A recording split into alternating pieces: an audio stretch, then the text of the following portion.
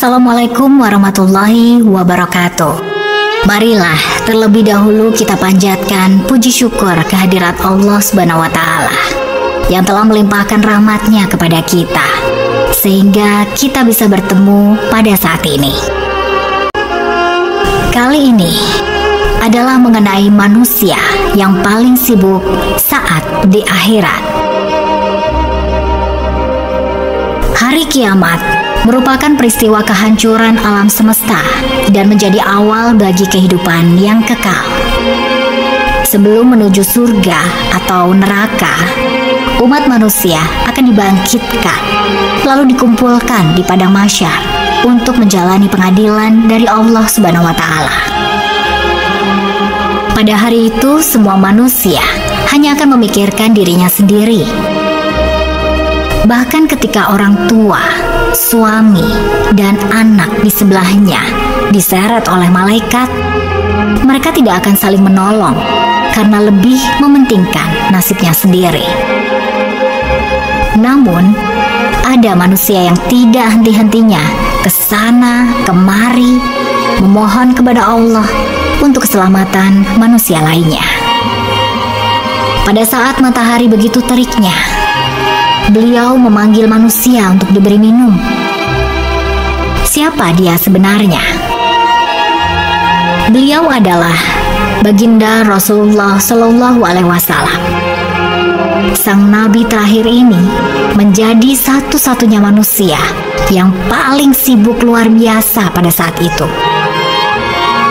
Disebutkan dalam sebuah hadis dari Abbas radhiyallahu anhu bahwa Rasulullah Shallallahu Alaihi Wasallam bersabda, orang yang pertama kali dibangkitkan dari kubur di hari kiamat nanti adalah Muhammad Shallallahu Alaihi Wasallam. Nantinya malaikat Jibril datang kepada Nabi dengan membawa buraq, lalu malaikat Israfil membawa bendera dan mahkota. Sedangkan malaikat Israel datang dengan membawa pakaian-pakaian surga. Israfil bersuara, "Wahai roh yang baik, kembalilah ke tubuh yang baik." Maka kubur akan terbelah dua. Pada seruan yang kedua pula, kubur mulai terbongkar. Pada seruan yang ketiga, ketika Rasulullah Shallallahu Alaihi Wasallam berdiri, sang Nabi membersihkan tanah dari atas kepala dan janggutnya. Kemudian dilihatnya kondisi sekitar yang sudah rata dengan tanah. Nabi Muhammad kemudian menangis sehingga mengalir air matanya ke pipi. Beliau, Rasulullah Shallallahu Alaihi Wasallam bersabda, "Kekasihku Jibril, gembirakanlah aku." Jibril berkata, "Lihatlah apa yang ada di hadapanmu." Rasulullah bersabda, "Bukan seperti itu pertanyaanku." Jibril kembali berkata, "Adakah kau tidak melihat bendera kepujian yang terpasang di atasnya?" Rasulullah Shallallahu Alaihi Wasallam bersabda, "Bukan itu maksud pertanyaanku. Aku bertanya kepadamu akan umatku. Di mana perjanjian mereka? Niscaya akan kuatlah pertolongan pada hari ini. Aku akan mensyafaatkan umatku." Jibril menyeru, "Wahai sekalian makhluk, datanglah kamu semua ke tempat perhimpunan yang telah disediakan oleh Allah Ta'ala."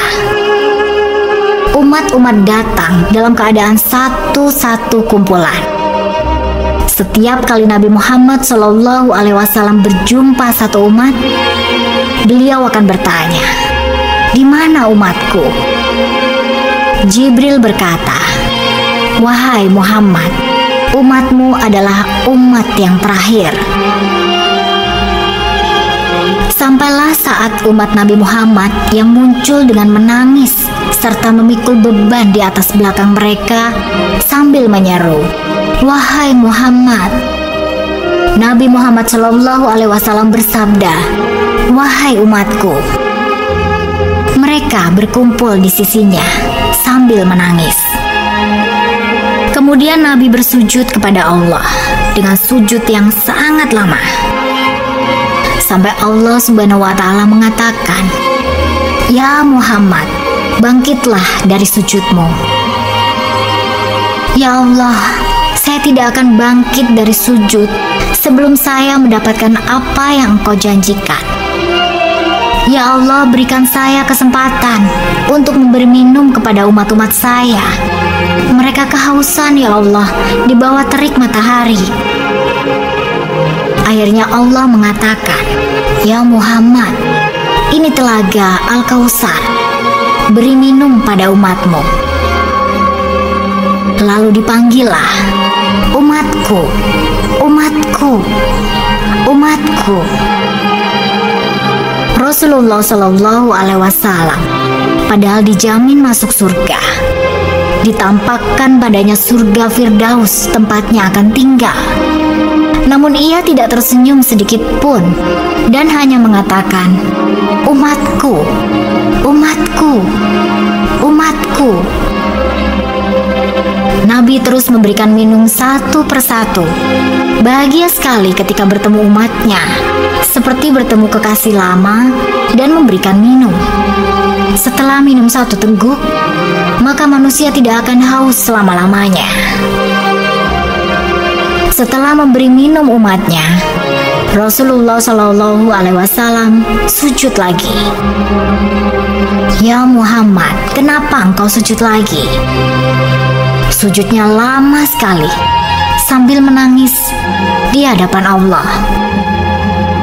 "Bangun ya Muhammad, akan aku berikan apapun yang engkau minta." "Ya Allah, selamatkanlah umatku dari Sirat."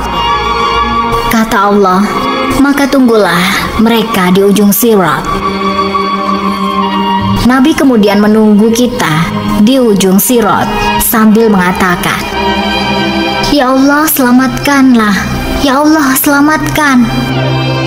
Maka yang amalnya banyak, dia akan lewat. Namun ada juga yang jatuh ke dalam neraka. Ketika tahu umatnya masih banyak yang ada di dalam neraka, Nabi Muhammad Shallallahu Alaihi Wasallam sujud lagi.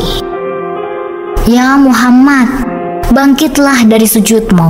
Apa yang kau inginkan?" "Ya Allah, selamatkanlah seseorang yang di dalam hatinya ada iman, walaupun sebesar biji kurma." Lalu Allah menyetujuinya. Nabi langsung ke neraka dan mencari umatnya yang memiliki iman sebesar biji kurma. Ketika bertemu dengan Rasulullah, umat ini habis disiksa dan tubuhnya luka parah. Kemudian Rasulullah memeluk mereka dan mempersilahkan masuk ke surga.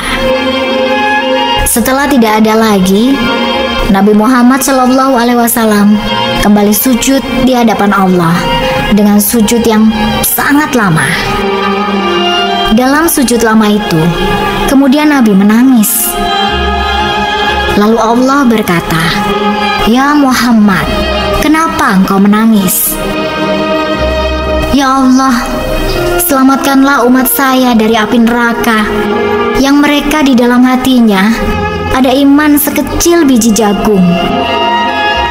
Kata Allah, "Aku izinkan." Akhirnya Nabi Muhammad lari lagi ke neraka. "Wahai malaikat, keluarkan umatku yang di hatinya ada iman sebesar biji jagung." Keluar lagi sekian ribu dan sekian juta umat Nabi Muhammad. Apakah sudah selesai? Ternyata tidak. Nabi Muhammad kembali lagi menghadap Allah, lalu bersujud dengan sujud yang sangat lama. Sampai Allah berkata, "Ya Muhammad, bangkit, apa yang membuat engkau inginkan?" "Ya Allah, keluarkanlah umatku dari api neraka yang di hatinya ada iman sebesar biji sawi atau zarah." Aku izinkan. Nabi Muhammad Shallallahu Alaihi Wasallam kembali berlari ke neraka, menyelamatkan umat-umatnya yang ada di dalam hatinya terdapat iman, walau sekecil biji sawi atau zarah dalam hatinya. Setelah itu, kembali lagi ke aras Allah Subhanahu wa Ta'ala. Nabi Muhammad Shallallahu Alaihi Wasallam kembali sujud. Ya Allah, ya Muhammad, apalagi ya Muhammad? Bukankah aku sudah menyelamatkan banyak dari umatmu? Ya Allah, demi kasih sayang yang Engkau miliki, selamatkanlah umatku yang mereka tidak punya amal kecuali hanya mengatakan La ilaha illallah. Aku izinkan. Nabi Muhammad Shallallahu Alaihi Wasallam kemudian berlari kembali ke neraka, menyelamatkan kita atas izin dari Allah Subhanahu wa Ta'ala, Sang Pencipta. Apakah orang tua kita bisa melakukan itu di akhirat? Tidak. Hanya Rasulullah Shallallahu Alaihi Wasallam. Disadur dari berbagai sumber.